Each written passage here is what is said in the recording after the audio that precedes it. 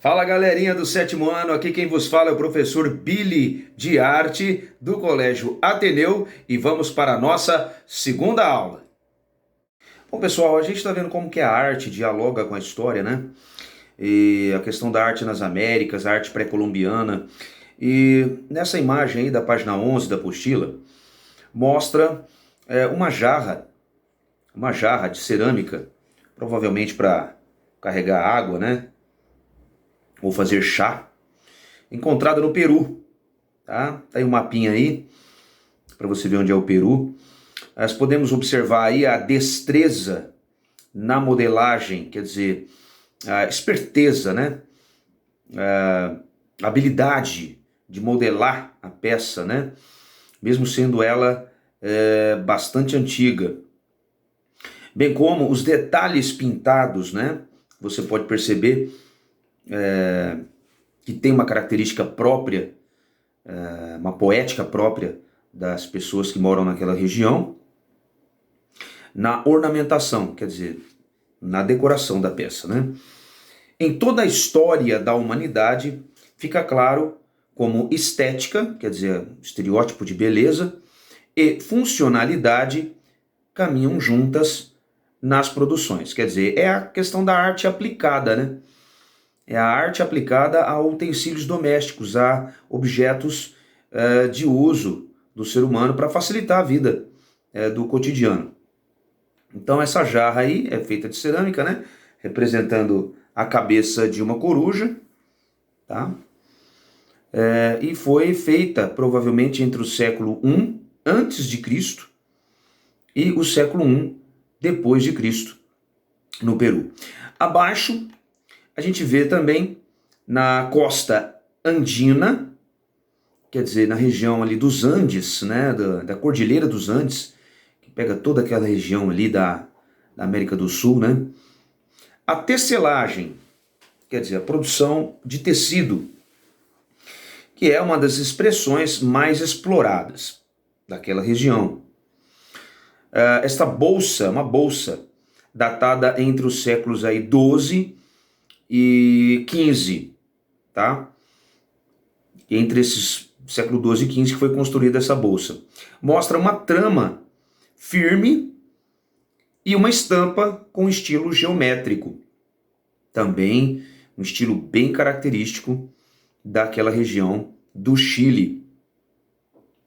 Você vê que a bolsa é em pelo de lhama, que é um animal bastante conhecido ali naquela região da América do Sul, que é muito importante aquele animal, que ele tem aí uma pelagem longa, né, bem lanosa, e ele é extremamente domesticado e é utilizado aí para transporte de carga, pois ele é um animal bastante grande aí, né, e também na produção de lã. Serve também, eles comem esse animal, serve também, oferece carne, e o couro dele também é bastante utilizado. Então essa bolsa foi feita com pelo de lhama. E abaixo a gente vê uma ocarina. Uma ocarina que é uma espécie de flauta. Mas é uma flauta muito antiga, um dos primeiros instrumentos musicais que se tem notícia, tá? E essa ocarina ela pode variar em questão de formato, tá? Então a diferença no número de furos possibilita maior arranjo de notas musicais. Nesse caso aí parece não ter muitos furos, tá? Pois é uma ocarina feita entre 1300 a 1550 lá na Colômbia. Tá aí também um mapinha para você ver onde que é esse país. Encontrada em diversos lugares do mundo, as mais antigas têm cerca de 12.000 anos. Quer dizer, essa ocarina que você está vendo na foto foi encontrada entre 1300 e 1550. Porém, existem ocarinas encontradas aí há cerca de 12.000 anos. Na América Central e na América do Sul são encontradas peças de barro e podem ter formato de pássaros e outros animais em outros formatos também. Bom, pessoal, na página 12 aí a gente vê valores artísticos. Então, para grande parte dos povos indígenas não existe o conceito de arte. Tá? Para eles, o conceito de arte como uma coisa própria, individual, não existe. Todos os objetos que produzem, mesmo que ele faça ele sozinho, o indígena ele faz sozinho, né? Em seu cotidiano, mesmo que sejam esculpidos ou pintados com maestria, que a gente poderia tranquilamente colocar dentro de uma cúpula, de uma moldura para ficar ali, ó, observando horas e horas e analisando e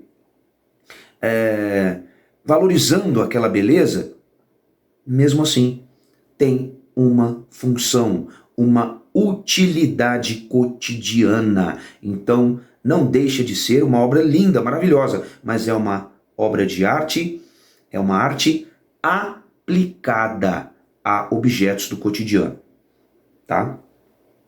Então, as estampas, por exemplo, os desenhos, têm razões e significados vinculados às tradições e aos rituais deles, os rituais religiosos. Então, quer dizer, cada símbolo, cada quadradinho, uma bolinha, um xizinho que eles fazem tem uma representação tradicional, tá? Em relação aos poderes da natureza, aos deuses da natureza, ou aos animais que eles usam, que eles gostam, ou que eles precisam, ou que ajudam eles no dia a dia, ou as plantas medicinais, enfim, aos alimentos também que eles produzem e utilizam. A produção é a mesma, geração após geração. Quer dizer, o jeito de fazer é passado de geração em geração por eles, tá? Como uma coisa coletiva, como a produção coletiva. Não existe a ideia individual, autoral, nem de estilo. Ah, esse é meu estilo. Não, não existe isso entre os indígenas.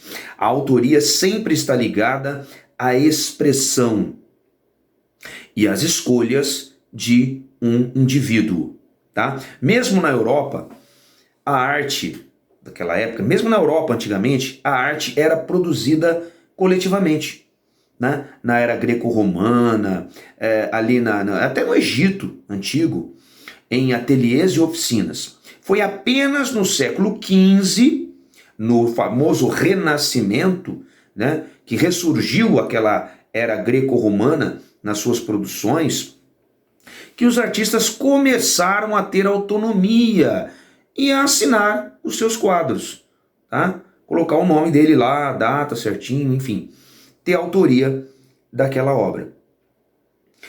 Você já viu, por exemplo, alguma peça indígena assinada pelo artista? Quando visitamos uma exposição de arte indígena, vemos que as peças são catalogadas pelo nome da tribo, tá?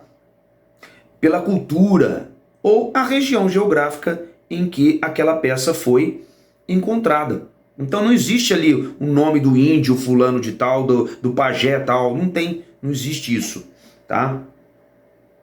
Já o estilo pode ser entendido como o conjunto das características que identificam e diferenciam o trabalho de um artista. Então a gente pode diferenciar os estilos de cada tribo, isso sim, tá? Não que eles faziam aquilo pensando, a minha tribo tem que ser diferente da outra, não, era uma coisa natural, acontecia de uma forma natural essas diferenças entre uma tribo e outra, tá? Que era passado de geração em geração, tá ok?